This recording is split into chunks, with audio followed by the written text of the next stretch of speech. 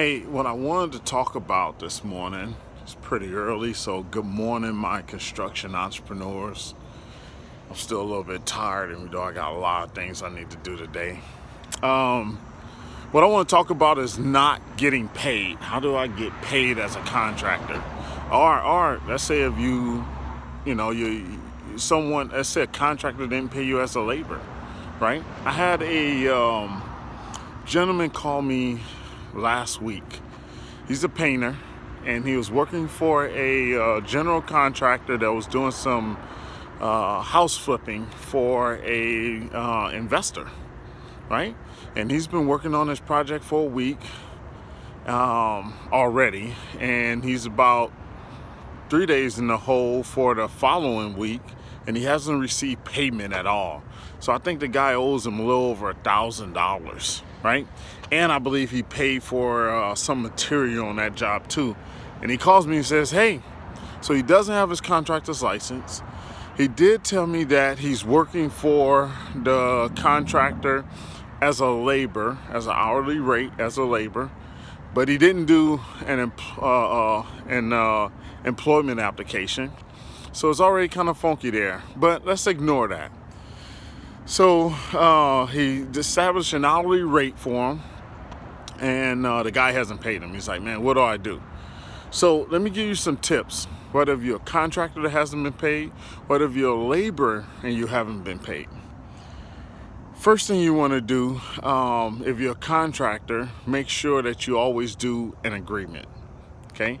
Now, if you're unlicensed, the agreements here in California, you can't do anything over $500. So if you're gonna do an agreement, make sure it's under $500, so you have some grounds to stand on, okay?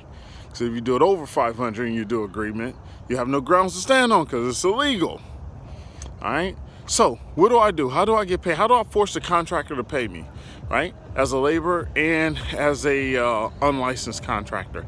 Well, first you want to get as much information about that job as possible.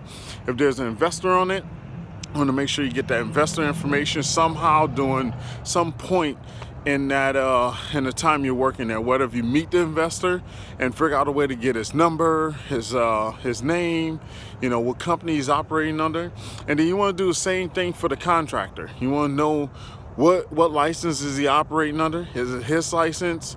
Does it belong to someone else? Maybe he's stealing someone's license, not sure. But you want to find out what license is he operating under, what's the company name, and possibly what's the address. So you want to do a little bit of research there. Make sure you have that information. Then next you want to find out who owns the home, right? Does the investor own the home? Is there a homeowner? Does a bank own the home? You want to find out who owns the home. So you have their information too, because you're going to need it in case you have to get to this legal side of things, okay? Another thing you want to do here is you want to keep track of everything, all your hours. You want to make sure you note it down, you write it down, get a timesheet, fill it out, make sure you can email the timesheets to your contractor. That way it's in black and white. That way it shows that you actually been on that job, because you don't have an employment application. So you need to show some type of paper trail. So you want to email them, even if he says, hey, I don't need a timesheet.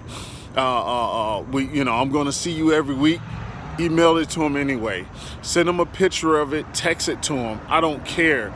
Create a paper trail, because you're going to need it in case you have to take things a little bit further, okay? Next you want to do here is you want to make sure that the investor or the homeowners are aware that you're not getting paid. And the reason why I say that is this: if the owner or the investor is aware you're not getting paid, they can stop the legal actions, the further legal actions that you can take on that property. They can stop that, because if they don't stop it, you have a chance to put a lien on that home. Okay, you can perfect a lien on that home as a laborer and as an unpaid contractor. And I discuss liens and mechanic lien laws, how to perfect a lien, 21 21-day preliminary notice and things like that on my website, as well as in other videos, and also on the new contractor study group as well. So you can check that out on those different platforms. But if you're not paid, get all that information. Make sure you create a paper trail, because you may have to file lien on that house as a unpaid worker. Okay, as an unpaid worker. So you want to look into that. All right, the next thing you can do is you can let the contractor know you're going to file a complaint with the CSLB, with the Contractor State License Board. Usually that gets a contractor moving. If he actually has a contractor's license under his name and he's not, falsifying that information, usually when you tell him that you're going to contact the state license board and you're going to file a complaint that you have not been paid, usually that gets the ball rolling. Usually you do not have to even place a call. That threat alone would get a contractor moving, because no one wants to deal with the Contractor State License Board. Remember, the Contractor State License Board is pro-consumer, right? They're pro-consumer, so they're going to jump on any complaint that they get in regards to you contracting out there, because they want to protect the public. Next, if that doesn't budge them, that doesn't move them, next you want to file a claim with the labor board. Okay, file the labor board in your local county. File a claim with the labor board. Let them know you have not been paid. That'll get the ball rolling, okay? Let them know you're going to file a claim with the labor board, all right? And once that ball gets rolling, that creates a whole nother a bunch of issues for him as a contractor, or as a developer, or as a investor. Doesn't matter. Next, the last stretch you want to go ahead and use is let them know you're going to file lien on this property.